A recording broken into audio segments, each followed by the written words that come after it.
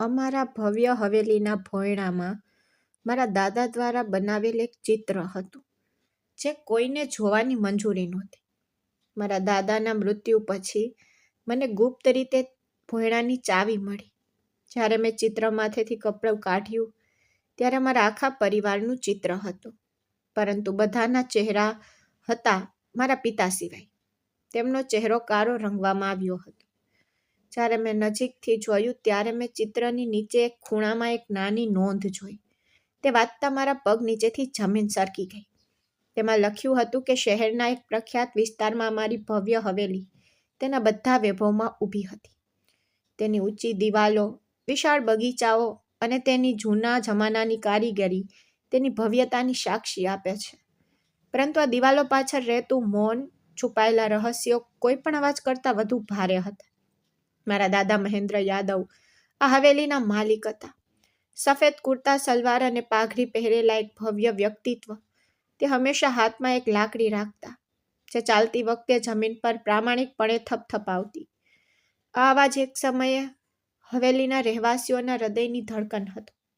હવેલીના લોકો એક સમયે તેના અવાજથી જીવતા, પરંતુ સમય જતાં તે બસ એક અવાજ બની ગયો. હું સુશીલ હવેલીનો એકમાત્ર વારસદાર, મારા દાદાની આંખનો તારો. મારા દાદા મને ખૂબ પ્રેમ કરતા. તે મને આખા ઘરમાં સૌથી વધુ પ્રેમ કરતા. મને યાદ છે કે જ્યારે હું નાનપણમાં ડરતો, ત્યારે મારા દાદા મને બચાવતા. પરંતુ જેમ હું મોટો થતો ગયો, મને સમજાયું કે તેમના પ્રેમ પાછળ એક ઊંડું દુઃખ છુપાયેલું હતું. એક દુઃખ જે તેમની આંખોમાં થીજી ગયું અને તેમની અને મારા પિતા રિષભ યાદવ વચ્ચે એક દિવાલ બનાવી દીધી, જેને તોડવી મુશ્કેલ હતી. વાર્તા મારા જન્મ પહેલાં શરૂ થાય છે, અને આ શરૂઆતમાં મારી મા રૂપાલીનું નામ સૌથી ઉપર હતું. રૂપાલી મારા દાદાને તેમના જીવન કરતાં વધુ પ્રિય મિત્રની પુત્રી હતી. તેમના મિત્રનું યુવાનીમાં અવસાન થયું. તેમની પુત્રી એકલી રહી ગઈ, નાની રૂપાલી, જેને મારા દાદા હવેલીમાં લાવ્યા. દાદા માટે રૂપાલી ફક્ત એક છોકરી નહોતી, પરંતુ તેમના જીવન કરતાં વધુ પ્રિય મિત્રનો છેલ્લો અવશેષ હતી, જેને તે ક્યારેય ગુમાવવા માંગતા ન હતા. તે રૂપાલીને પોતાની દીકરીઓ કરતાં પણ વધારે પ્રેમ કરતા. રૂપાલી એટલી જ નિર્દોષ અને ઊંડી સંસ્કારી હતી.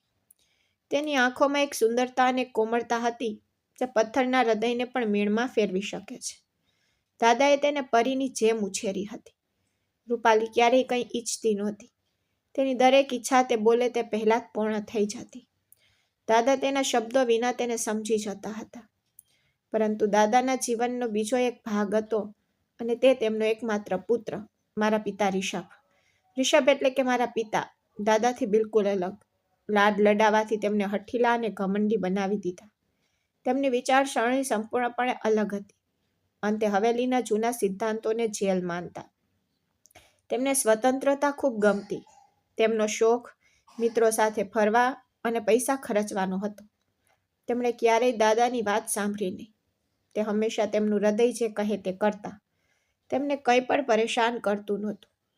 દાદાને તેમની આદતો ગમતી નહોતી, પરંતુ એકમાત્ર પુત્ર હોવાથી તે ઘણીવાર ચૂપ રહેતા. રૂપાલી મોટી થઈ ત્યારે સમસ્યા ઊભી થઈ. દાદા ઈચ્છતા હતા કે તેમના મિત્રની યાદ હંમેશા તેમની નજરમાં રહે અને હવેલીની માલિક બને. તેમણે રિષભના લગ્ન રૂપાલી સાથે કરાવવાનું નક્કી કર્યું. આ નિર્ણય રિષભ માટે કોઈ આપત્તિથી ઓછો નહોતો. તેને રૂપાલી બિલકુલ નાપસંદ હતી. તેની નજરમાં રૂપાલી એક સરળ, કંટાળાજનક છોકરી હતી, જેની જૂની માનસિકતા હતી, જે તેના દરજ્જા અને જીવનશૈલીને બંધ બેસતી નહોતી. રિષભની પોતાની પસંદગીઓ હતી, તેની પોતાની દુનિયા, જેમાં રૂપાલી જેવી ઘરવાળી છોકરીને કોઈ સ્થાન નહોતું. તે સમયે રિષભને પણ બીજા કોઈ પર ક્રશ હતો. તેનું નામ આશિંકા હતું. તે તેને ખૂબ પ્રેમ કરતા હતા. તે તેની સાથે લગ્ન કરવા માંગતા હતા, પરંતુ તેણે હજુ સુધી દાદા સાથે આ અંગે ચર્ચા કરી નહોતી. અને પછી રૂપાલીનો વિષય આવ્યો, જેના કારણે તેને ખૂબ દુઃખ થયું. તેણે સ્પષ્ટપણે ના પાડી દીધી. કહ્યું કે તે ગમે તે થાય, રૂપાલી સાથે ક્યારેય લગ્ન કરશે નહીં. પરંતુ તેણે એવું કહ્યું નહોતું કે તે બીજા કોઈને પસંદ કરે છે. આ બાબતથી હવેલીમાં અઠવાડિયા સુધી ઝઘડો થયો. રિષભે સ્પષ્ટપણે ના પાડી, હંગામો મચાવ્યો અને ઘર છોડી દેવાની ધમકી આપી. પરંતુ દાદા મહેન્દ્ર યાદવનો નિર્ણય મક્કમ હતો. તેણે રિષભને સ્પષ્ટપણે કહ્યું કે જો લગ્ન નહીં થાય, તો તે તેને તેની મિલકતમાંથી એક પૈસો પણ નહીં આપે અને તેને હવેલીમાંથી કાઢી મૂકવામાં આવશે. રિષભ એક સુખ સુવિધા પ્રેમી માણસ હતો. તે સંપત્તિથી અલગ થવાથી કલ્પના પણ કરી શકતો નહોતો. તે પૈસાનો લોભી નહોતો. તે ક્યારેય પૈસા વિના રહી શકતો નહોતો. તેને સ્વતંત્રતા ખૂબ ગમતી. પણ પૈસા સાથે સ્વતંત્રતા પણ આવે છે. પૈસા વિના આ દુનિયામાં કંઈ થતું નથી. તેથી તેની અનિચ્છા હોવા છતાં તેણે તેના હૃદયમાં નફરત અને ગુસ્સા સાથે શરણાગતિ સ્વીકારી. આમ રૂપાલી અને રિષભના લગ્ન થયા. સમાધાન પર આધારિત લગ્ન. રૂપાલી ભોળી રીતે માનતી કે તે પોતાના ઘરમાં કાયમ માટે ખુશ રહેશે. તે જાણતી નહોતી કે તેનો પતિ તેને તેની પત્ની તરીકે નહીં પણ તેની સ્વતંત્રતામાં અવરોધ તરીકે જુએ છે.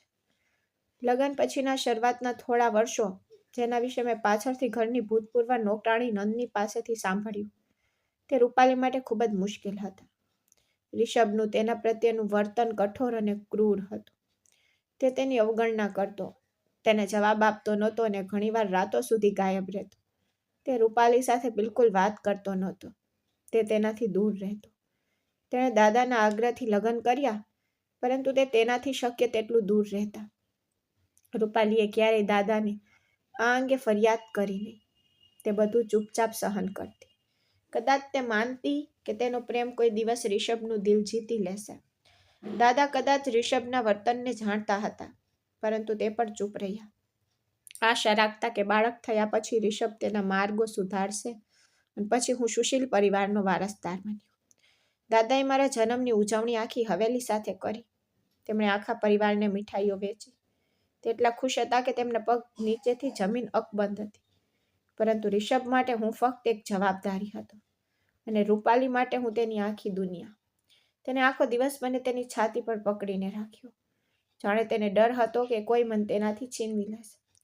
પરંતુ ભાગ્યની બીજી યોજના હતી. મારા જન્મ પછી થોડા સમયમાં રૂપાલી બીમાર પડવા લાગી. ડોક્ટરે કહ્યું કે તેને ડિલિવરીની નબળાઈ, કેટલીક આંતરિક સમસ્યાઓ હતી. દવાઓ આવતી રહી, સારવાર ચાલુ રહી, પરંતુ રૂપાલી દિવસે ને દિવસે લુપ્ત થતી ગઈ. એક સમયે હસતી છોકરી હવે હાડપિંજર બની રહી હતી. દાદા ખૂબ ચિંતિત થઈ ગયા. તે શ્રેષ્ઠ ડોક્ટરને હવેલીમાં બોલાવતા. તે પાણીની જેમ પૈસા ખર્ચ કરતા પણ રૂપાલીની તબિયત સુધરતી નહોતી. આ દરમિયાન રિષભ પોતાની દુનિયામાં મગન રહેતો. તે એવું વર્તન કરતો કે જાણે ઘરમાં કોઈ બીમાર ન હોય. તે ઘણીવાર કહેતો કે આ સ્ત્રીઓના બહાના છે, તે સારી થઈ જશે. તેના વિશે આટલી મોટી વાત કરવાની કોઈ જરૂર નથી. સ્ત્રીઓ ફક્ત એવું વર્તન કરે છે. થોડી બીમારી થાય તો તે પથારીમાં સૂઈ જાય છે. અમારી નોકરાણી નંદની આંટી અમને કહેતી હતી કે તેના છેલ્લા દિવસોમાં રૂપાલીની આંખોમાં એક વિચિત્ર ડર દેખાઈ આવ્યો હતો. રિષભને જોઈને તે ડરી જતી, પણ તે એટલી નબળી હતી કે તે બોલી શકતી નહોતી. પછી તે મુશ્કેલ રાત આવી, જ્યારે રૂપાલી કાયમ માટે ચૂપ થઈ ગઈ. હું તે સમયે માંડ 2 વર્ષનો હતો. મને યાદ નથી કે મારી માં કેવી હતી, પણ મેં સાંભળ્યું છે કે જ્યારે તેનું અવસાન થયું ત્યારે દાદા મહેન્દ્ર યાદવ ખૂબ જોરથી રડ્યા હતા. તેવું રડ્યા હતા જાણે તેમનું હૃદય ફાડી નાખવામાં આવ્યું હોય. રૂપાલી જે તેના પ્રિય મિત્રનું પ્રતીક હતી, તેની પુત્રીની જેમ આ દુનિયાને ખૂબ જ નાની ઉંમરે છોડી ગઈ હતી. રૂપાલીનું મૃત્યુ ભગવાનની ઈચ્છા અને બીમારીના પરિણામે થયું હતું. લોકો શોક વ્યક્ત કરવા આવ્યા. રિષભે પણ ઉદાસ ચહેરા સાથે બધાનું સ્વાગત કર્યું, પણ તેના હૃદયમાં કોઈ ઉદાસી નહોતી. પણ હવેલીની દિવાલોને લાગ્યું કે રૂપાલીના મૃત્યુ પછી દાદા બદલાઈ ગયા છે. તે અચાનક જ ખૂબ જ શાંત થઈ ગયા. તેમની પીઠ વાંકી થઈ ગઈ હોય તેવું લાગ્યું. સૌથી વિચિત્ર વાત એ હતી કે રૂપાલીના મૃત્યુના થોડા અઠવાડિયામાં દાદાનો રિષભ પ્રત્યેનું વર્તન સંપૂર્ણપણે બદલાઈ ગયું. તે ગુસ્સે થયા નહીં કે રિષભ પર બૂમ પાડી નહીં. હકીકતમાં તેને જોવાનું બિલકુલ બંધ કરી દીધું. એવું લાગતું કે રિષભનો તેના માટે કોઈ અર્થ નહોતો, કે તે તેને સહન કરી શકતા નહોતા. દાદા ખૂબ જ ઉદાસ થઈ ગયા હતા, પણ રિષભને આ બધાથી કોઈ ફરક પડતો નહોતો. તે હજુ પણ પોતાની દુનિયામાં ખોવાયેલો રહેતો. દાદા મને આખો દિવસ પોતાના ખોળામાં રાખતા. તે મને પોતાની છાતી પર પકડી રાખતા. તે મને ક્યારેય પોતાનાથી દૂર જવા દેતા નહીં. તે મને ખૂબ પ્રેમ કરતા. એટલો બધો કે તેને મને ક્યારેય માની ગેરહાજરીનો અહેસાસ થવા દીધો નહીં, જેટલો એક માં પોતાના બાળકને પ્રેમ કરે છે. આ તે સમય હતો જ્યારે રિષભે ફરીથી લગ્ન કરવાની ઈચ્છા વ્યક્ત કરી. રૂપાલીના ગયાને 6 મહિનાથી પણ ઓછો સમય થયો હતો. રિષભે તેની પસંદગીની સ્ત્રી સાથે લગ્ન કર્યા. તેનો જૂનો પ્રેમ હતો અંશિકા, એક શિક્ષિત અને અમીર પરિવારની છોકરી જે પાછળથી મારી સોતેલી માં બની. આશ્ચર્યજનક રીતે મારા દાદાએ પણ આ લગ્ન પર કોઈ ટિપ્પણી કરી નહીં. તેમણે શાંતિથી પરવાનગી આપી દીધી, જાણે તેમને હવે કોઈની પરવા ન હોય. તેમણે કોઈને એક પણ શબ્દ કહ્યો નહોતો. મારી સોતેલીમાં અંશિકા બીજી કોઈ સોતેલીમાં જેવી નહોતી. તે ખરેખર સારી સ્ત્રી હતી. કદાચ રિષભ પોતાની ઈચ્છા મુજબ લગ્ન કરીને ખુશ હતો, તેથી ઘરનું વાતાવરણ સુધર્યું. અંશિકા માએ મને એક મા વિનાના બાળકને અપાર પ્રેમ આપ્યો. પછીથી તેને મારા 2 ભાઈ બહેનો ટીના અને રાહુલને જન્મ આપ્યો. અમારા 3 ભાઈ બહેનોમાં ઘણો પ્રેમ હતો અને અંશિકા માએ ક્યારેય મારા અને તેના પોતાના બાળકો વચ્ચે ભેદ પાડ્યો નહીં. તે રિષભની ખૂબ કાળજી રાખતી, પરિવારને એક સાથે રાખતી, પણ આ કૌટુંબિક સંબંધમાં હંમેશા એક ખામી રહી ગઈ, મારા દાદા અને રિષભ વચ્ચેનો સંબંધ. જેમ હું મોટો થયો, મને ખૂબ જ લાગ્યું કે મારા દાદા મારા પિતા સાથે વાત નથી કરતા. તે મને ખૂબ પ્રેમ કરતા, તે મને પોતાની સાથે રાખતા, તે મને ઘોડે સવારી શીખવતા, તે મને સ્કૂલ મૂકવા આવતા, તે મને બધું શીખવતા, તે મને ખૂબ નજીક રાખતા. પરંતુ રિષભ આવતાની સાથે જ તેમનો ચહેરો પથ્થર જેવો થઈ જતો. તે નજર ફેરવી લેતા. રિષભ ક્યારેક ક્યારેક તેમના પિતા સાથે વાત કરવાનો પ્રયાસ કરતા, ખાસ કરીને જ્યારે તેમને કામ માટે પૈસાની જરૂર હોય. દાદા તેમની તરફ જોયા વિના ચેક પર સહી કરતા અથવા તે કારકુન દ્વારા પૈસા મોકલતા હતા, પણ તે એક પણ શબ્દ બોલતા નહોતા. રિષભ તેમના નવા જીવનમાં મગન હતો. તે ખુશ હતો કે તે હવે તેમની પસંદગીની પત્ની સાથે છે અને દાદાના પ્રતિબંધો સમાપ્ત થઈ ગયા છે. તેમણે વિચાર્યું કે દાદા કદાચ તેમના બીજા લગ્ન અથવા રૂપાલીના વહેલા મૃત્યુને કારણે ગુસ્સે હતા અને આ ગુસ્સો સમય જતાં ઓછો થઈ જશે, અથવા કદાચ તેમને હવે દાદાના ગુસ્સાની પરવા નહોતી, કારણ કે તેમની પાસે બધું હતું અને તે બધું મેળવી રહ્યા હતા. તેને હવે કોઈની જરૂર નહોતી. પણ હું નાનો બાળક હતો. બાળકો ખૂબ જ લાગણીશીલ હોય છે.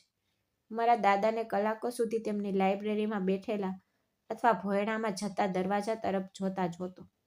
અમારા ઘરના ભોંયરામાં હંમેશા તારું મારેલું રહેતું. ત્યાં કોઈને જવાની મંજૂરી નહોતી, સફાઈ કર્મચારીઓને પણ નહીં. દાદા ચાવી રાખતા. ક્યારેક મધ્યરાત્રિએ જ્યારે બધા સૂતા ત્યારે મેં તેમને ફાનસ સાથે સીડીઓ ઉતરતા જોયા. કોઈને ખબર નહોતી કે તે ત્યાં શું કરી રહ્યા છે. ત્યાંથી કોઈને કોઈ અવાજ સંભળાતો નહોતો. તે પાછા ફર્યા ત્યાં સુધી ફક્ત ભારે શાંતિ હતી. જ્યારે તે પાછા ફર્યા ત્યારે તેમની આંખો લાલ થઈ ગઈ હતી, જાણે કે તે ખૂબ રડ્યા હોય.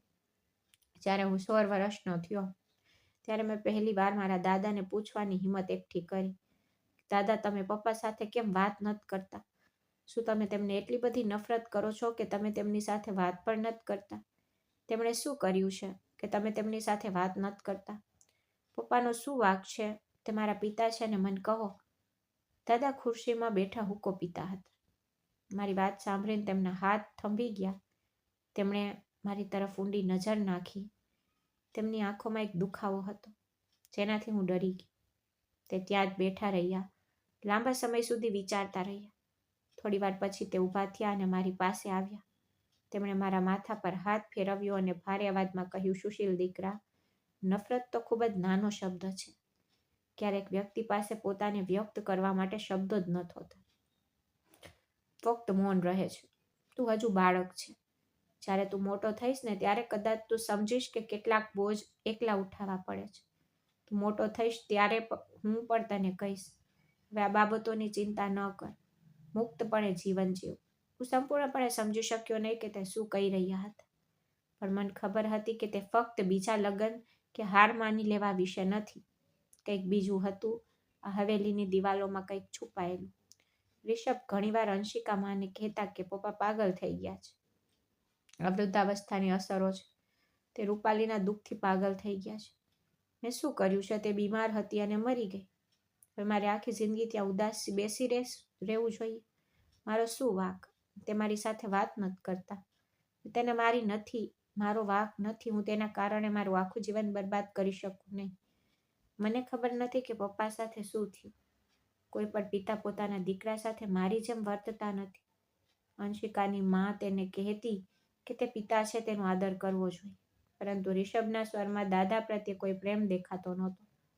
અંશિકા માએ તેને સમજાવ્યું હતું કે તેણે પપ્પા સાથે દયાળુ રીતે વાત કરવી જોઈએ. તે તેના પિતા છે. તેમણે તેને ઉછેર્યો. તેમના કારણે જ તમે આજે અહીં ઊભા છો. જો તે ત્યાં ન હોત તો તે આજે અહીં ન હોત. તમારે તેમની સાથે દયાળુ રીતે વાત કરવી જોઈએ અને તેમને બધું સમજાવવું જોઈએ. પરંતુ રિષભને કોઈ પરવા નહોતી. તેને ધંધો સંભાળી લીધો ને હવે તે ઘરનો વાસ્તવિક માલિક લાગતો હતો. દાદાએ પણ ધંધો સંપૂર્ણપણે રિષભને સોંપી દીધો હતો. કદાચ એટલા માટે કે તે કોઈ પણ રીતે રિષભને મળવા માંગતા નહોતા. તે પોતાની દુનિયામાં ખોવાઈ ગયા હતા. હવે તેને કોઈ પણ બાબતમાં કોઈ રસ નહોતો. તે પોતાના મોટા ભાગનો સમય પ્રાર્થના કરવામાં અથવા બેસાડીને રૂપાલી વિશે વાત કરવામાં વિતાવતો. તે મને કહેતા કે મારી માં કેવી હતી, તે કેવા કપડાં પહેરતી, તેને શું ગમતું. તે ક્યારેય જણાવતા નહોતા કે તે કેવી રીતે બીમાર પડી કે તેના છેલ્લા દિવસો કેવા હતા. તે ફક્ત તેની સારી યાદો શેર કરતા, જાણે તે તેમને જીવંત રાખવાનો પ્રયાસ કરી રહ્યા હોય. તે મને કહેતા કે મારી માં ખૂબ સારી હતી. જ્યારે તેના માતા પિતાનું કાર અકસ્માતમાં અવસાન થયું ત્યારે મારા દાદા તેની પોતાની સાથે લઈ આવ્યા. પછી તેના લગ્ન મારા પિતા સાથે કરાવ્યા. અને મારી માં ખૂબ જ સંસ્કારી હતી. તે ક્યારેય ઈચ્છતા નહોતા કે હું રૂપાલીને ભૂલી જાઉં. જેમ જેમ હું ભણતો ગયો તેમ તેમ સમય પસાર થતો ગયો. હું યુનિવર્સિટીમાં ગયો. મારા સોતેલા ભાઈ બહેન પણ મોટા થઈ રહ્યા હતા. ઘરનું વાતાવરણ ખૂબ જ શાંત હતું. પરંતુ મારા દાદાની તબિયત બગડતી હતી. તે નાજુક થઈ ગયા. ચાલવામાં મુશ્કેલી અનુભવતા હતા. મોટા ભાગનો સમય પથારીમાં વિતાવતા. પરંતુ તેમની માનસિક સ્થિતિ સંપૂર્ણપણે સારી હતી. તેમની આંખોમાં હજુ પણ એ જ જૂની ચમક અને રહસ્ય રહ્યું. એક દિવસ જ્યારે ભારે વરસાદ પડી રહ્યો હતો અને હું યુનિવર્સિટીથી પાછો ફર્યો ત્યારે મને ખબર પડી કે દાદાની તબિયત ઘણી બગડી ગઈ છે. ડૉક્ટરે હાર માની લીધી હતી. હું દોડી ગયો તેમના રૂમમાં. પપ્પા અને અંશિકામાં ત્યાં હતા. પપ્પાના ચહેરા પર તકલીફનો ઢોંગ હતો, પરંતુ તેમની આંખોમાં દીકરાને થવી જોઈએ તેવી વેદનાનો અભાવ હતો. આ સ્થિતિમાં તેને તેના પિતા પર દયા ન આવી.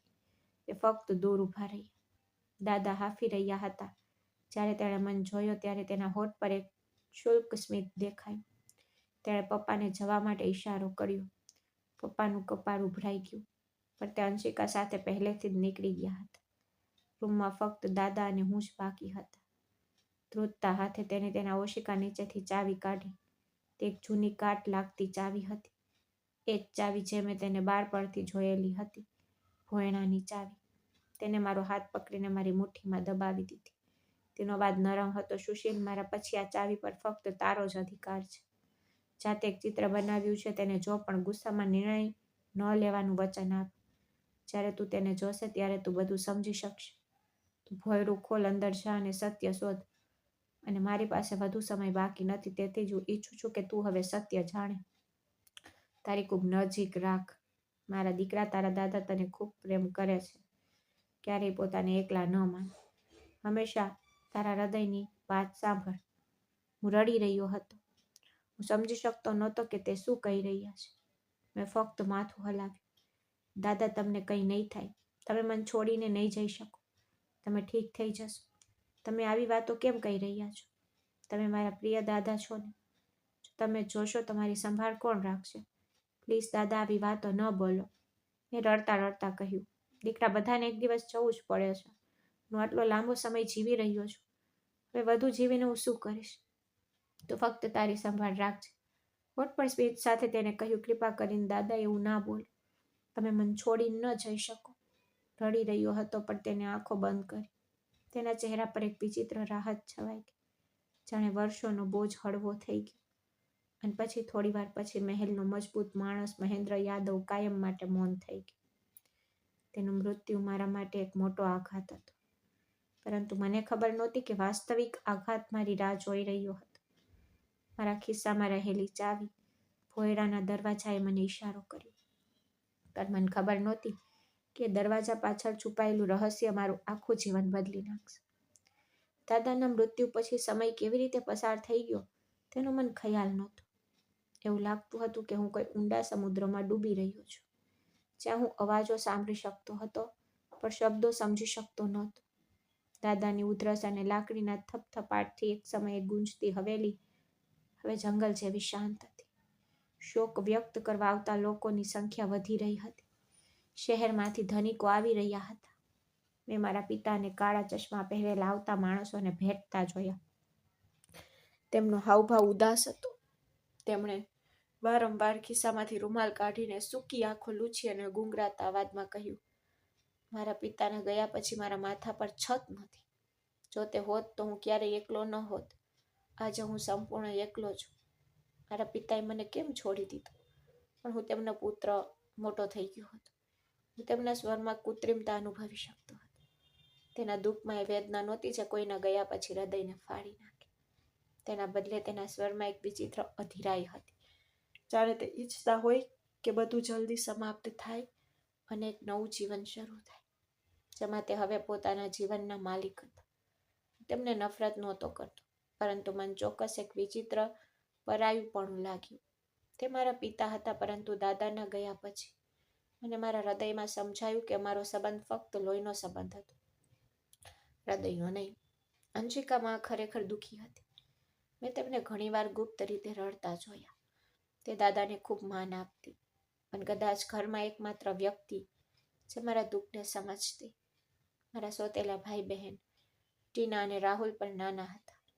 તેઓ મૃત્યુને સંપૂર્ણપણે સમજી શકતા નહોતા, પરંતુ ઘરનું વાતાવરણ તેમને ડરાવતું.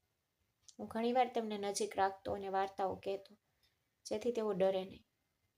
હું તેમને ખૂબ પ્રેમ કરતો. મેં તેમને ક્યારેય મારાથી અલગ માન્યા નહોતા. તેઓ મારા પોતાના ભાઈ બહેન જેટલા જ પ્રિય હતા અને અંશિકામાં મને મારી પોતાની મા જેટલી જ પ્રિય હતી.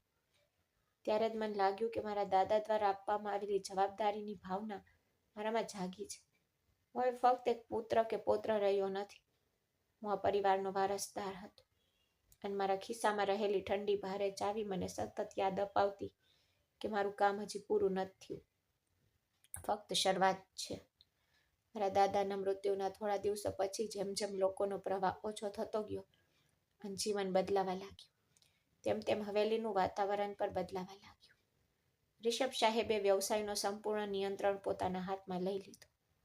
તે સવારે વહેલા નીકળી જતા અને રાત્રે પાછા ફરતા. તેમના ચહેરા પર કોઈ ઉદાસી નહોતી, પરંતુ એક વિજયી સ્મિત હતું. એક રાત્રે ડિનર ટેબલ પર તેમણે અચાનક જાહેરાત કરી કે તે હવેલીના કેટલાક ભાગોને તોડીને તેને ફરીથી બનાવવા માંગે છે. ખાસ કરીને જૂના બ્લોક જ્યાં મારા દાદાનો રૂમ અને પુસ્તકાલય હતું. મેં મારા હાથમાં કોળિયો છોડી દીધો. મેં વેદનામાં કહ્યું કે પપ્પા, આ દાદાની નિશાની છે. તમે આ કેવી રીતે કરી શકો? દાદા હવે આ દુનિયામાં નથી, પરંતુ તમે તેમની યાદશક્તિનો નાશ નથી કરી શકતા. આવી વાતો ના કર. આવું ક્યારેય નહીં થાય. પપ્પાએ શાંતિથી પાણીનો ગ્લાસ તેના હોઠ પર મૂક્યો અને આકસ્મિક રીતે કહ્યું, સુશીલ, દુનિયા પ્રેમથી નથી ચાલતી. આપણે સમય સાથે ચાલવું પડશે. હું ત્યાં સ્વિમિંગ પુલ અને ગેસ્ટ હાઉસ બનાવવાનું વિચારી રહ્યો છું. હવે આપણે તે રૂમની જરૂર નથી. તારા દાદા ગયા છે તો આપણે તેનું શું કરીશું? બકવાસ બોલવાનું બંધ કર અને તારું ભોજન કર. તેના સ્વરમાં દાદા માટે કોઈ માન નહોતું. અંશિકામાએ તેને રોકવાનો પ્રયાસ કર્યો. કહ્યું, લાંબો સમય થયો નથી. લોકો શું કહેશે? આવું ના કર. તે ફક્ત એક જ રૂમ છે. તે તોડીને તમને શું મળશે? તેને પિતાના જીવનની છેલ્લી યાદગીરી તરીકે રહેવા દો. અને તમને ખબર છે કે સુશીલ તેના દાદાને કેટલો પ્રેમ કરે છે. તેને તેના માટે રહેવા દો. પણ પપ્પાએ હાથ હલાવીને તેને ચૂપ કરી દીધી. કે આ બાબતમાં દખલ ન કર. આ મારું ઘર છે. હું જે ઈચ્છું તે કરી શકું છું. મને હવે તે રૂમની જરૂર નથી. જો પપ્પા અહીં હોત તો હું કંઈ ન કરત, પણ જો પપ્પા અહીં નથી તો તે રૂમનું શું થશે? તો હું એક કામદારને બોલાવી અને તેને પરમ દિવસે બતાવીશ અને તેને શરૂઆતથી ફરી બનાવવાનું શરૂ કરીશ. તે રૂમ હવે ત્યાં રહેશે નહીં. તેમણે પોતાનો નિર્ણય જાહેર કરી દીધો હતો. તે રાત્રે હું સૂઈ શક્યો નહીં. મને લાગ્યું કે જો હું મોડું કરીશ તો કદાચ દાદાની યાદો સાથે રહસ્ય જમીન નીચે દટાઈ જશે. તેમણે મને તેની સુરક્ષા માટે ચાવી આપી હતી. મારા ખિસ્સામાં રહેલી ચાવી મને બોલાવી રહી હતી. ઘણા દિવસોથી મેં ભોયણામાં જવાની હિંમત નહોતી કરી. ત્યાં શું છુપાયેલું હોઈ શકે છે તેનો એક ભય, એક અજાણ્યો ડર હતો. દાદાએ તેમના મૃત્યુ પહેલાં મને કહ્યું હતું કે ગુસ્સામાં નિર્ણય ન લેવો. આ જ વાતે મને ડરાવતી. દાદાએ મને એવું શું કરવાનું કહ્યું હતું? તેનો અર્થ એ થયો કે ત્યાં કંઈક એવું હતું જે મને ડરાવી શકે. પણ હવે પપ્પાના ઈરાદા સાંભળીને મને લાગ્યું કે વધુ રાહ જોવી યોગ્ય રહેશે નહીં. આગલી રાત્રે જ્યારે ચંદ્ર વાદળોની પાછળ છુપાઈ ગયો અને હવેલી પર ઊંડી શાંતિ છવાઈ ગઈ, ત્યારે મેં તે ભોયણામાં જઈને સત્ય શોધવાનું નક્કી કર્યું. દાદાએ ત્યાં શું છુપાવ્યું હતું જે મને ખૂબ મોડું થાય તે પહેલાં જાણવાની ખૂબ જરૂર હતી. રાતના 1 વાગ્યા હતા. બધા પોતપોતાના રૂમમાં સૂઈ ગયા હતા. મેં ધીમે ધીમે મારા રૂમનો દરવાજો ખોલ્યો. હવેલીનો રૂમ અંધારામાં છવાયેલો હતો. દિવાલો પર ઝાંખા બલ્બનો ઝાંખો પ્રકાશ પડછાયો પાડતો હતો. મારા પોતાના શ્વાસનો અવાજ તોફાન જેવો લાગતો હતો. ભોયરાની સીડી તરફ જતો રસ્તા તરફ ચોરી ચૂપેથી ચાલ્યો. આ હવેલીનો સૌથી જૂનો ભાગ હતો. ત્યાં કોઈ જઈ શકતું નહોતું. ફક્ત દાદા જ ત્યાં જતા. તેમણે લોકોને સખ્ત મનાઈ ફરમાવી. તે ભોંયરું પણ સાફ કરાવતા નહોતા. જો કોઈ આકસ્મિક રીતે તે રસ્તે ઉતરી જાય તો દાદાજી તેમને સખ્ત ઠપકો આપતા. દિવાલોમાંથી જૂની માટીની ગંધ આવતી. મારી સામેનો ભારે લાકડાનો દરવાજો વર્ષોથી બંધ હતો. ફક્ત દાદાજી જ તેને ખોલવા આવતા. કોઈએ ક્યારેય તેને સાફ કર્યો નહોતો. ધ્રુજતા હાથે મેં મારા ખિસ્સામાં ચાવી કાઢી. મારું હૃદય એટલું જોરથી ધબકતું હતું કે મને લાગ્યું કે તે બહાર આવી જશે. મેં ચાવી તાળામાં નાખી. તાળું ખૂબ જૂનું હતું. શરૂઆતમાં તે ફરતું નહોતું. મેં બળનો ઉપયોગ કર્યો. રાત્રિના શાંત વાતાવરણમાં એક જોરથી અવાજ સંભળાયો, જાણે મને ડરાવી દીધો. હું અટકી ગયો. ડર હતો કે કોઈ જાગી જશે. મેં એક ક્ષણ માટે શ્વાસ રોકી રાખ્યો, પણ હવેલી શાંત રહી. મેં ફરીથી બળનો ઉપયોગ કર્યો અને તાળું તિરાડ સાથે ખોલ્યું. મેં કડી ખોલી અને દરવાજાને ધક્કો માર્યો. દરવાજો ખુલતાની સાથે જ એક લાંબી ભયાનક ચીસ સંભળાઈ, જાણે કોઈ કેદી વર્ષો પછી જેલમાંથી મુક્ત થઈ રહ્યો હોય. મેં મારા મોબાઈલની ફ્લેશલાઇટ ચાલુ કરી અને અંદર ડોકિયું કર્યું. ગુફા અંધારી હતી અને સીડીઓ નીચે તરફ આગળ વધતી રહી. ત્યાંથી ધૂળ, જૂના કાગળો, બંધ રૂમની વિચિત્ર ગંધ આવતી હતી. જ્યારે મેં સીડી પર મારું પહેલું પગલું મૂક્યું, ત્યારે લાકડામાંથી ત્રાડ પડતી હતી. ધીમે ધીમે નીચે ઉતર્યો. દરેક પગલા સાથે મને મારા દાદાનો ચહેરો યાદ આવ્યો. આ સીડીઓ નીચે ઉતરતી વખતે તે શું વિચારતા હશે, તે શું છુપાવી રહ્યા હશે. જ્યારે સીડીઓ સમાપ્ત થઈ ત્યારે હું એક મોટા રૂમમાં હતો. મારા મોબાઈલની ફ્લેશ લાઇટના પ્રકાશમાં ધૂળના નાચતા ઝાડા દેખાતા હતા. ભોયરું વિશાળ હતું. દિવાલો સાથે જૂના છાજલીઓ, તૂટેલા ફર્નિચરના ઢગલા અને થોડા સંદૂકો હતા. ધૂળનો જાડો પડ બધું ઢાંકી દેતો હતો. છત પરથી કોપ ઝાડ લટકતા હતા. મારા વાળ અને ચહેરા પર ચોંટી રહ્યા હતા. હું આગળ વધ્યો. મારી ફ્લેશ લાઇટનો પ્રકાશ અચાનક ચારે બાજુ ઝબક્યો ત્યારે મને કંઈક અલગ જ દેખાયું. બાકીના રૂમથી બિલકુલ અલગ. રૂમની મધ્યમાં એક લાકડાનું સ્ટેન્ડ હતું. તેના પર એક મોટી વસ્તુ હતી જે નરમ લાલ કપડાથી ઢંકાયેલી. તે કાપડ પર ધૂળથી ઢંકાયેલું હતું, પણ હું નજીક આવતા જ અટકી ગયો. મારા હાથ ધ્રુજવા લાગ્યા. મને દાદાના શબ્દો યાદ આવ્યા.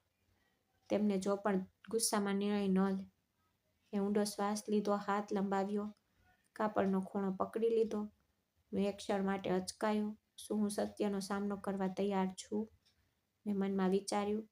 પછી રિષભ સાહેબના ચાલાક ચહેરા અને દાદાની બેચેનીનો વિચાર મારા મનમાં આવ્યો. મેં એક ઝટકા સાથે કાપડ ખેંચી કાઢ્યું. તે જમીન પર પડી ગયું, જેનાથી ધૂળનો વાદળ ઉડી ગયો. આખો રૂમ ધૂળથી ઢંકાઈ ગયો. મેં ખાંસી ખાઈ ઉપર જોયું અને ફ્લેશલાઇટ સીધી પેન્ટિંગ પર ચમકાવી. મેં જે જોયું તેનાથી મારા પગ નીચેથી જમીન ખસી ગઈ. તે એક ભવ્ય પેન્ટિંગ હતું, એટલું જીવંત અને સુંદર કે એવું લાગતું હતું કે તે જાણે શ્વાસ લેતા માનવીઓ તેમાં કેદ થઈ ગયા હોય. વર્ષોથી ચિત્રના રંગો બિલકુલ બદલાયા નહોતા. ચિત્રમાં અમારી હવેલીના એ જ લાઉન્જનું ચિત્ર હતું. મધ્યમાં દાદા મહેન્દ્ર યાદવ ખુરશી પર બેઠા હતા. તેમના ચહેરા પર જીવનમાં જેવો જ ગર્વ અને ગૌરવ હતું, પરંતુ તેમની આંખોમાં એક પ્રેમ ભરેલો હતો જે દુનિયામાં ભાગ્યે જ જોવા મળે છે. તેમની જમણી બાજુ એક સ્ત્રી ઊભી હતી. મેં ઓળખી કાઢ્યું કે તે મારી માં રૂપાલી હતી. મેં જૂના આલ્બમમાં તેનો ફોટો જોયો હતો. પરંતુ આ ચિત્રમાં તે એટલી સુંદર અને નિર્દોષ દેખાતી હતી કે મારી આંખોમાં આંસુ આવી ગયા. તે સફેદ પોશાક પહેરેલી હતી. તેના ખોળામાં એક નાનું બાળક હતું. કદાચ તે હું જ હતો. તેના ચહેરા પર ઉદાસ સ્મિત હતું, જાણે તે જાણતી હતી કે તેનો સમય ઓછો છે. ચિત્રમાંથી તેની આંખો મારી તરફ જોઈ રહી હતી. તેટલી જીવંત હતી કે મને લાગ્યું કે તે ગમે ત્યારે બોલી જશે. દાદાની પાછળ ચિત્રની ડાબી બાજુ બીજો એક વ્યક્તિ ઊભો હતો. તેમની ઊંચાઈ અને કપડાં સ્પષ્ટપણે દર્શાવે કે તે મારા પિતા રિષભ હતા. મેં તેમની યુવાની જોવા માટે તેમના ચહેરા પર ટોચનો પ્રકાશ પાડ્યો અને તે ક્ષણ હતી જ્યારે મારા શરીરમાં ધ્રુજારી છવાઈ ગઈ. મારા પગ નીચેથી જમીન સરકી ગઈ. મેં જે જોયું તે જોઈને મને વિશ્વાસ નહોતો આવતો. રિષભ એટલે કે મારા પિતાના શરીર પર જ્યાં હોવો જોઈએ ત્યાં ચહેરો નહોતો. ત્યાં ખુદસાથી કાળો રંગ લંગવામાં આવ્યો હતો. આ બ્રશની ભૂલ નહોતી કે સમય જતાં રંગ ઝાંખો પડ્યો ન હતો, બલ્કે એવું લાગતું હતું કે કોઈએ નફરત અને ગુસ્સાથી પ્રેરાઈને જાડા બ્રશથી ચહેરા પર કાળો રંગ લગાવી દીધો હોય. બાકીનું ચિત્ર, માનો સ્કાર્ફ, દાદાની પાઘડી, બધું જ સુંદર, સિવાય કે તે એક ચહેરો, તે કાળો ડાઘ. તે સુંદર ચહેરાના હૃદયને વીંધી નાખતો તીર જેવો લાગતો હતો. હું આશ્ચર્યચકિત થઈ ગયો. દાદાને કલા ખૂબ ગમતી. તે ચિત્ર સાથે અને ખાસ કરીને તેમના એકમાત્ર પુત્રના ચિત્ર સાથે આવું કેવી રીતે કરી શકે? મેં નજીકથી જોયું. તે કાળા પ્રહારમાં એક ડર હતો, જાણે ચિત્રના સર્જક અથવા નાશ કરનારે પોતાનો બધો ગુસ્સો તે ભાગ પર ઠાલવી દીધો હોય. મારું મન બંધ થઈ ગયું હતું. તેમાં ઘણા બધા પ્રશ્નો ઊભા થયા. શું દાદા રિષભને એટલી બધી નફરત કરતા કે તે ચિત્રમાં પણ તેનો ચહેરો જોવા નહોતા માંગતા? પર કેમ?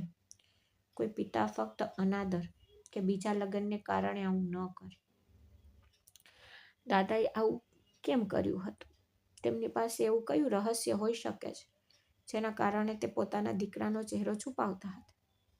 વાસ્તવિક જીવનમાં પણ તે મારા પિતાને બહુ જોતા નહોતા. તે શક્ય તેટલું તેમનાથી દૂર રહેતા.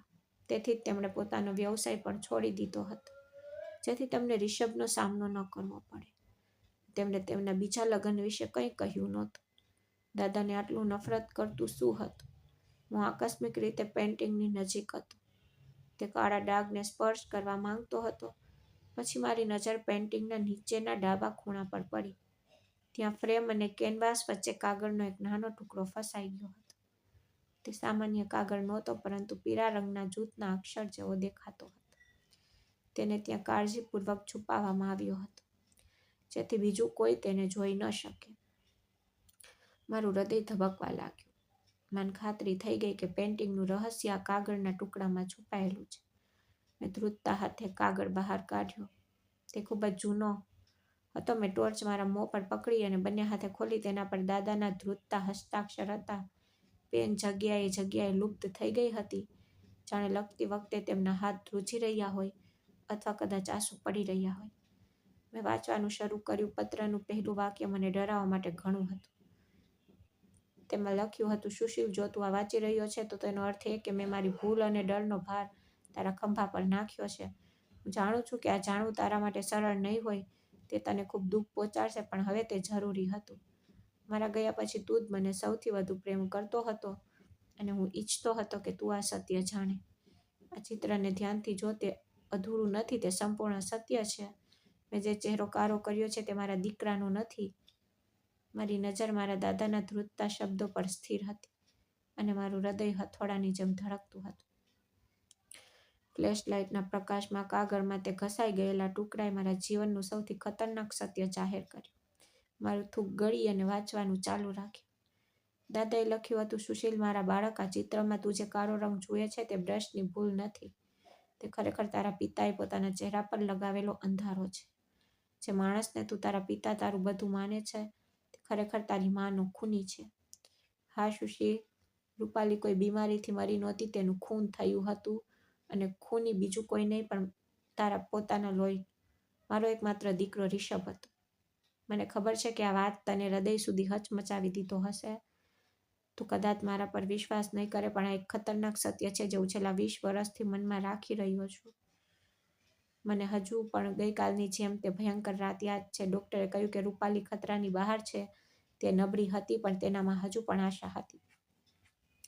તે તને ખૂબ પ્રેમ કરતી હતી, તે ક્યારેય તને છોડવા માંગતી નહોતી.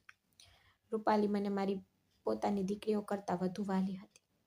મેં તેને મારી પોતાની દીકરીની જેમ ઉછેરી હતી. મેં તેને ક્યારેય અજાણી વ્યક્તિ માની નહોતી. તે રાત્રે હવેલીમાં બધા સૂઈ ગયા. મને તરસ લાગી, તેથી હું પાણી લેવા માટે મારા રૂમમાંથી બહાર નીકળ્યો. રૂપાલીનો રૂમ મારા રૂમની બાજુમાં હતો. મેં વિચાર્યું કે હું છોકરીને કંઈ જરૂર છે કે નહીં તે જોવા માટે એક નજર નાખીશ. તપાસ કરવા આગળ વધ્યો.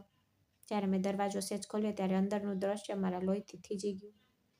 ઝાંખા પ્રકાશમાં અમે રિષભને રૂપાલીના પલંગ પર ઝૂકેલો જોયો. તેણે એક કોશિકું પકડીને તેના મોં પર દબાવી દીધું.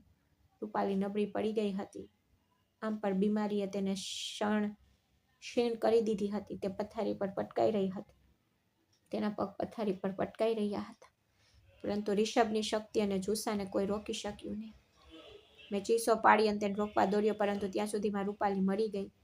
રિષભ મને જોઈને ગભરાઈ ગયો. તે સીધો મારા પગે પડી ગયો, વિનંતી કરતો અને રડતો રહ્યો, પિતાજી, મેં ભૂલ કરી. મેં મારો ગુસ્સો ગુમાવ્યો. કૃપા કરીને મને માફ કરો. મને પોલીસને સોંપશો નહીં. હું તમારો એકમાત્ર પુત્ર છું. અમારું કુટુંબ બરબાદ થઈ જશે. કૃપા કરીને પિતાજી, મને માફ કરો. આ ભૂલથી થયું. મેં તે જાણી જોઈને કર્યું નથી. હું તે રાત્રે તેને ગોળી મારી શકતો હતો. મને મારા પોતાના હાથે તેનું ગળું દબાવવાનું મન થયું, પણ મેં હાર માની લીધી. સુશીલ, હું કાયર હતો. પરિવારનું સન્માન, હવેલીનું આદર અને મારા એકમાત્ર વારસદાર માટેના પ્રેમે મને આંધળો બનાવી દીધો. મેં તેને મારી નાખવાનો સોદો કર્યો. પોલીસને ફોન કર્યો નહીં. મેં ડૉક્ટરને ફોન કર્યો અને ખોટું બોલ્યું કે તેનો શ્વાસ બંધ થઈ ગયો. મેં મારા દીકરાના જીવન માટે રૂપાલીનો જીવ આપ્યો. મને ખબર છે કે આ સાંભળવું તારા માટે ખૂબ મુશ્કેલ હશે. પણ સત્ય એ છે કે તારા પિતા જ તારી માના ખરા ખૂની છે. હું પણ ખૂબ જ ગુનેગાર છું. જો હું ઈચ્છતો હોત તો હું તારા પિતાને સજા કરી શક્યો હોત, પણ મારા પરિવારનું સન્માન બચાવવા માટે મેં તેને છોડી દીધો અને મારી દીકરી જેવી રૂપાલીના મૃત્યુ પર મૌન રહ્યું. પત્રના છેલ્લા શબ્દો ઝાંખા પડી ગયા, કારણ કે મારી આંખોમાંથી આંસુઓની નદી વહી રહી હતી. મારું આખું શરીર ધ્રુજી રહ્યું હતું. મારી આંગળી પકડીને મને ચાલવાનું શીખવનાર પિતા ખરેખર ખૂની હતા. દાદા, જેને હું ભગવાન માનતો, તે પણ આ ગુનામાં સામેલ હતા. ધ્રુજતા હાથે કાગળ ઉલટાવી દીધો. બીજી બાજુ લખ્યું હતું, તે રાત પછી રિષભને લાગ્યું કે તે બચી ગયો છે. તેને લાગ્યું કે તેના પિતાના પ્રેમે તેને માફ કરી દીધો છે, પણ તેને ખબર નહોતી કે મેં તેને માફ નથી કર્યો. મેં તેને સજા આપી હતી. મૌનની સજા. મેં મારી જાતને વચન આપ્યું હતું કે હું મારા મૃત્યુ સુધી તે ખૂની સાથે વાત નહીં કરું. મેં તેને આ હવેલીમાં સ્વીકારવાનો ઇનકાર કર્યો હતો. જ્યારે મેં આ ચિત્ર બનાવ્યું ત્યારે મેં બધાના ચહેરા દોર્યા, પરંતુ જ્યારે તે પૂર્ણ થયું ત્યારે હું એકલો ભોયણામાં આવ્યો. મેં કાળો રંગ ઉપાડ્યો અને તેને રિષભના ચહેરા પર લગાવ્યો, કારણ કે મારા માટે મારો પુત્ર તે જ રાતે મૃત્યુ પામ્યો હતો જે રાત્રે રૂપાલીનું મૃત્યુ થયું. આ કાળો ડાઘ મારા સન્માન પર બોજ છે. તે પુરાવો છે કે આ પરિવારમાં એક રાક્ષસ અસ્તિત્વ ધરાવે છે. રિષભે પછી અંશિકા સાથે લગ્ન કર્યા. અંશિકા એક સારી સ્ત્રી હતી. મને તેના અને તેના બાળકો માટે દયા આવે છે કે તેઓ એક ખૂની સાથે રહી ગયા. પણ સુશીલ, હું તને આ કહી રહ્યો છું કારણ કે હું હવે આ બોજ સહન કરી શકતો નથી. ન્યાયના ત્રાજવાએ તે સમયે રિષભને ફાંસી આપવી જોઈતી હતી, પણ જે હું ન કરી શક્યો, કદાચ તું કરી શકે છે, અથવા ઓછામાં ઓછું તું જાણી શકે કે તારી માનું મૃત્યુ ભગવાનની ઈચ્છા નહોતી. તારા પિતાએ તેને પોતાની ખુશી માટે ફાંસી આપી. તારી મા તો ખૂબ જ સારી સ્ત્રી હતી, ખૂબ જ સંસ્કારી. મેં તેના જેવી સ્ત્રી ક્યારેય જોઈ નથી. તે મને ખૂબ પ્રિય હતી. મેં તેની દરેક ઈચ્છા પૂરી કરી. મેં તેને ક્યારેય કોઈ વસ્તુની કમી રહેવા દીધી નહીં, પણ મેં મારા દીકરા માટે તેને પસંદ કરવાની ભૂલ કરી. મારે એવું ન કરવું જોઈતું હતું. જો મેં તેના લગ્ન રિષભ સાથે ન કર્યા હોત તો કદાચ તે આજે પણ જીવતી હોત અને તું આટલો એકલો ન હોત. રૂપાલી મારા કારણે આ દુનિયા છોડી ગઈ. પછી મેં રિષભને પણ સજા ન આપી. આ વાત મારા હૃદય પર ભારે પડી ગઈ છે. તેથી જ મેં તને આ ચાવી આપી. હવે આ ચાવી અને આ ચિત્રનું ભાગ્ય તારા હાથમાં છે. પત્ર ત્યાં જ સમાપ્ત થયો. હું ઠંડા ફ્લોર પર બેઠો. રિષભનો ચહેરો મારા મગજમાં ચમકી ગયો. તેનું સ્મિત, તેનો પ્રેમ, અંશિકા પ્રત્યેનું તેનું વર્તન, બધું જ એક છેતરપિંડી હતું. મને યાદ આવ્યું કે જ્યારે પણ બાળપણમાં હું મારી મા વિશે પૂછતો ત્યારે રિષભ વિષય બદલી નાખતા. મને એવું લાગતું કે હું ગૂંગળામણમાં છું. તેને મારી માના મોં પર જે ઓશીકું મૂક્યું હતું તે હવે મારા મોં પર મૂકવામાં આવ્યું હતું. મને મારા પોતાના લોહીથી, મારા પોતાના નામથી અને મારી નસોમાં વહેતા વ્યક્તિત્વથી ધૂણા થઈ રહી હતી. મેં મારી સામેની પેઇન્ટિંગ તરફ જોયું. હવે કારી જગ્યા મને ડરાવતી નથી. તે એકદમ ઠીક લાગી રહી હતી. દાદા ઠીક હતા. ત્યાં કોઈ ચહેરો ન હોવો જોઈએ, ફક્ત અંધકાર હોવો જોઈએ. મેં ત્યાં કલાકો સુધી અંધારામાં રડતા વિતાવ્યા. મેં આ રહસ્ય ન જાણ્યા બદલ મારી જાતને શાપ આપ્યો. પણ પછી રૂપાલીનો દીકરો મારી અંદર જાગી ગયો.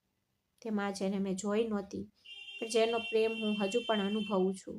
મારે તેનો બદલો લેવો જ પડશે. મારી માનો બદલો લેવાનો હતો. મેં મારી જાતને વચન આપ્યું કે જ્યાં સુધી હું તેનો બદલો નહીં લઉં ત્યાં સુધી હું શ્વાસ નહીં લઉં. હું ઈચ્છતો હતો કે દાદા મને આ પહેલાં કહ્યું હોત, પણ કોઈ વાંધો નથી. હજુ સમય પસાર થયો નથી. હું મારા પિતાને સજા કરીશ. સવારના પહેલા કિરણો બારીમાંથી ભોયરામાં ફિલ્ટર થઈ રહ્યા હતા. મેં નિર્ણય લીધો. મેં પેઇન્ટિંગને તેના સ્ટેન્ડ પરથી નીચે ઉતારી. મેં તેને કપડામાં લપેટ્યું નહીં, પણ તેને જેમ હતું તેમ ઉપાડ્યું. દાદાનો પત્ર મારી મુઠ્ઠીમાં પકડીને સીડી તરફ પ્રયાણ કર્યું. મારા પગલાં હવે ધ્રુજતા નહોતા. હવે મારી અંદર એક તોફાન આવ્યું, બધું જ વહાવી દેવા માટે તૈયાર. જ્યારે હું ભોયરામાંથી બહાર આવ્યો અને લાઉન્જમાં પહોંચ્યો, ત્યારે નાસ્તાનો સમય થઈ ગયો હતો. હવેલીમાં જીવન રાબેતા મુજબ ચાલી રહ્યું હતું. વાસણો વચ્ચે અથડામણનો અવાજ અને રસોડામાંથી સુગંધ આવતી હતી. બધું એટલું સામાન્ય લાગ્યું, જાણે આ ઘરની દિવાલો પર કોઈ લોહી વહેતું ન હોય. હું ડાઇનિંગ હોલના દરવાજા પાસે રોકાઈ ગયો. મારી સામેનું દ્રશ્ય હંમેશ જેવું જ હતું. રિષભ સાહેબ પોતાની ખુરશીમાં ગર્વથી બેઠા હતા. અખબાર વાંચી રહ્યા હતા. તેમના ચહેરા પર એક શાંત સ્મિત હતું. આશિંકામાં તેમને ચા બનાવી રહી હતી. રાહુલ અને ટીના બેઠા હતા, શાળા માટે તૈયાર, હસતા અને એકબીજા સાથે ગપશપ કરી રહ્યા હતા. મને ત્યાં જોઈને બધા ચોંકી ગયા. વિચિત્ર સ્થિતિમાં હતો. મારા કપડાં ધૂળથી ઢંકાયેલા હતા. મારી આંખો લાલ હતી અને મેં તે મોટું ચિત્ર મારી સામે પકડી રાખ્યું. રિષભ સાહેબે અખબાર નીચે કર્યું અને આશ્ચર્યથી પૂછ્યું, સુશીલ, તે શું મોં બનાવ્યું છે? તારા હાથમાં તે શું છે? આખી રાત તું ક્યાં હતો? તેના અવાજમાં એ જ ગર્વ હતો. પિતા હોવાનો એ જ ગર્વ. મેં કોઈ જવાબ ન આપ્યો. હું ફક્ત ચૂપચાપ ત્યાં ગયો. ડાઇનિંગ ટેબલ પરથી નાસ્તાની ટ્રે કાઢી અને પેઇન્ટિંગ ત્યાં મૂકી. પેઇન્ટિંગ હવે બધાની સામે હતું. રૂમ શાંત થઈ ગયો. બધાની નજર પેઇન્ટિંગ પર ટકેલી હતી. મેં જોયું કે રિષભનો ચહેરો, જે થોડીવાર માટે શાંત હતો, અચાનક સફેદ થઈ ગયો. તેની આંખો પહોળી થઈ ગઈ. અંતે ખુરશી પર ઢળી પડ્યો. અંશિકામાએ આશ્ચર્યથી પેઇન્ટિંગ તરફ જોયું અને પછી ગભરાઈને પૂછ્યું, આ દાદાએ બનાવેલ પેઇન્ટિંગ છે ને? પણ રિષભનો ચહેરો આટલો કાળો કેમ છે? ટીના અને રાહુલ પણ ગભરાઈ ગયા. પણ મારી નજર ફક્ત રિષભ પર હતી. મેં તેની આંખોમાં એ ડર જોયો જે દાદાએ 20 વર્ષ પહેલાં જોયો હશે. તેના હોઠ ધ્રુજતા હતા, પણ કોઈ અવાજ નીકળતો નહોતો. તેને પોતાના ભૂતકાળનો સામનો કર્યો, જે ભૂતકાળ તે ભોયણામાં બંધ માનતા. મેં મારા ખિસ્સામાંથી પત્ર કાઢ્યો અને તેને રિષભની સામે એક પ્લેટ પર મૂક્યો. જ્યારે હું બોલ્યો ત્યારે તે મારો પોતાનો લાગતો નહોતો. મારો અવાજ ભારે અને સ્પષ્ટ હતો. આ વાંચો, આ દાદાની સંપત્તિ છે અને તમને લખેલો તેમનો છેલ્લો પત્ર છે. રિષભે ધ્રુજતા હાથે તેને ઉપાડવાનો પ્રયાસ કર્યો, પણ તેની હિંમત ન થઈ. તેને ખબર હતી કે તેમાં શું લખ્યું છે. મારી નજર ટાળતો રહ્યો. તેને લાગતું કે આ બધું બકવાસ છે. પિતા તેમના છેલ્લા દિવસોમાં પાગલ થઈ ગયા હતા. તેમને કંઈ ખબર નથી. તે ફક્ત યાદચ્છિક વાતો કહેતા. બધું માનશે નહીં. તે હચમચી રહ્યો હતો. તેનો સ્વર ડરી ગયો હતો, પણ તેને પરસેવાથી તે છટકી ગયો. વાંચો, મેં ગર્જના કરી. મારો અવાજ રૂમમાં ગુંજ્યો. અંશિકામાં ડરથી પાછળ હટી ગઈ. રિષભ સાહેબે કાગળ જબરદસ્તી હાથમાં લીધો. લખાણ જોતાની સાથે તેના હાથમાંથી કાગળ સરકી ગયો. તેણે પોતાનો ચહેરો છુપાવવાનો નિષ્ફળ પ્રયાસ કર્યો. અંશિકામાએ ઝડપથી તે ઉપાડ્યું. રિષભે તેને રોકવાનો પ્રયાસ કર્યો. અંશિકા, વાંચીશ નહીં, આ બધું જૂઠું છે. ઘણું મોડું થઈ ગયું હતું. અંશિકામાએ ઝડપથી બધું વાંચી લીધું. તેના ચહેરાના હાવભાવ બદલાઈ રહ્યા હતા. આશ્ચર્ય, આઘાત અને પછી તીવ્ર નફરત. જ્યારે તેણીએ વાત પૂરી કરી ત્યારે તેણે રિષભ તરફ એવી રીતે જોયું જાણે તો કોઈ અજાણ્યો હોય. તમે રૂપાલીને મારી નાખી? અંશિકામાંનો અવાજ ધ્રુજ્યો. તમે મારી સાથે લગ્ન કરવા માટે એક નિર્દોષ છોકરીનો જીવ લીધો. મને લાગ્યું કે તે બીમારીથી મરી ગઈ. ભગવાન, કોની સાથે રહી હતી? મેં કેટલી ભયંકર ભૂલ કરી. હું એક ખૂની સાથે રહી, અને એક ખૂની જેણે પોતાની પત્નીની હત્યા કરી, તેના દીકરાને અનાથ કર્યો. રાહુલ અને ટીના રડતા તેમની માને વળગી પડ્યા. રિષભ ઊભો થઈ ગયો હતો. તે પોતાને સમજાવવાનો પ્રયાસ કરી રહ્યો હતો કે જો અંશિકા, તે એક અકસ્માત હતો. હું યુવાન હતો, ફસાઈ ગયો હતો, તને પ્રેમ કરતો હતો, હું લાચાર હતો. તેના શબ્દો તેની ભૂલ છતી કરી રહ્યા હતા. હવેલીની દિવાલોએ 20 વર્ષ પછી સત્ય સાંભળ્યું. મેં તેની આંખોમાં જોયું અને કહ્યું, તમે લાચાર નહોતા, તમે ક્રૂર હતા. દાદાએ તમને પોલીસને સોંપ્યા નહીં, કારણ કે તે નબળા હતા. તે તમને પ્રેમ કરતા હતા. તેમણે તમને ક્યારેય માફ ન કર્યું. તેથી જ તે તમારી સાથે વાત ન કરતા. તેથી જ તેમણે ચિત્રમાંથી તમારો ચહેરો ભૂંસી નાખ્યો, કારણ કે તેમના માટે તમે મરી ગયા હતા, અને આજે મારા માટે મારા પિતા પણ મરી ગયા છે. કદાચ દાદા તમને સજા કરત ત્યારે તે તમને ગોળી મારી દેત, અથવા તમને પોલીસને સોંપી દેત. રિષભ સાહેબ મારી તરફ દોડ્યા. સુશીલ દીકરા, મારી વાત સાંભળ. મેં તને ઉછેર્યો. હું તારો પિતા છું. મેં હાથ હલાવીને તેને રોક્યા. સાવધાન, મારી નજીક ન આવો. આ ચિત્રમાં મારા પિતા જ હતા, તેનો ચહેરો નથી. તમે ફક્ત એક ખૂની છો. હું તમને પોલીસને સોંપી શકું છું, હું તમને ફાંસી આપી શકું છું. મારા પર વિશ્વાસ કરો. મારું હૃદય પણ એવું જ ઈચ્છે છે, પણ હું એવું નહીં કરું. રિષભ સાહેબની આંખોમાં આશાનું કિરણ ઝળકી ઉઠ્યું, પણ મેં તેને ઝડપથી બુઝાવી દીધું. હું એવું નહીં કરું, કારણ કે હું અંશિકામાં તેના બાળકોને કોર્ટમાં મોકલવા માંગતો નથી, કે હું દાદાની પ્રતિષ્ઠાને કલંકિત કરવા માંગતો નથી. તમારી સજા એ છે કે તમે હવે આ હવેલીમાં રહેશો નહીં. સંપૂર્ણ એકલા હું આ ઘર કાયમ માટે છોડી રહ્યો છું, અને હું અંશિકામાં અને બાળકોને મારી સાથે લઈ જઈ રહ્યો છું. જો તેઓ ઈચ્છે તો હું આ ઘરમાં 1 મિનિટ પણ નહીં રહીશ. અને તમારી સજા એ હશે કે તમે આ હવેલીમાં એકલા રહો, એકલા પીડાઓ. અંશિકામાએ તરત જ મારો હાથ પકડી લીધો કે હું આ ખૂની સાથે ક્ષણ પણ નહીં રહીશ. તે ખૂની છે. જો મારા બાળકો તેના પડછાયામાં મોટા થશે, તેઓ પણ પ્રભાવિત થશે. હું આ હવેલીમાં 1 મિનિટ પણ નહીં રહીશ. હવે તે અહીં એકલા રહેશે, પીડા ભોગવશે, મળશે. આ રિષભ સાહેબ માટે છેલ્લો તણખો હતો. તેની દુનિયા, જે તેણે લોહી વહાવીને જૂઠાણથી બનાવી હતી, તે પત્તાના ઘરની જેમ તૂટી રહી હતી.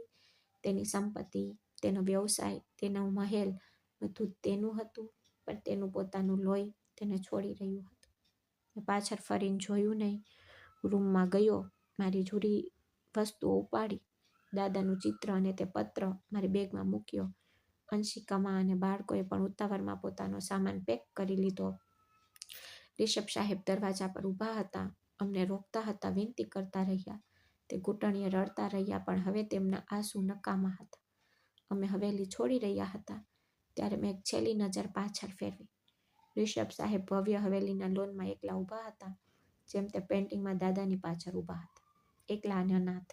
હવે તેમની પાસે ફક્ત તે દિવાલો અને રૂપાલીની ચીસો હતી જે તેમાં ફસાયેલી હતી. મેં તે હવેલી, તે મિલકત, કરોડોની કિંમતનું તે રાજ્ય તેના ચહેરા પર પાછું ફેંકી દીધું, કારણ કે મને ખબર હતી કે હવે આ હવેલી ઘર નહીં રહે. તેના માટે પણ એક એવું જંગલ જ્યાં તે બચી જશે, પણ જીવી શકશે નહીં. મેં ગાડી ચાલુ કરી અને ધૂળ ઉડાવતો ચાલ્યો ગયો. આગળ રસ્તો ખુલ્લો હતો. મારા હૃદયમાં એક વિચિત્ર શાંતિ ભરાઈ ગઈ. રૂપાલીને દેણું ચૂકવાઈ ગયું અને પેઇન્ટિંગનું રહસ્ય હંમેશા માટે હવેલીની દિવાલોને સોંપવામાં આવ્યું. મિત્રો, મને આશા છે કે તમને અમારી વાર્તા ગમી હશે. જો તમને વાર્તા ગમી હોય તો કૃપા કરીને વિડીયોને લાઈક કરો.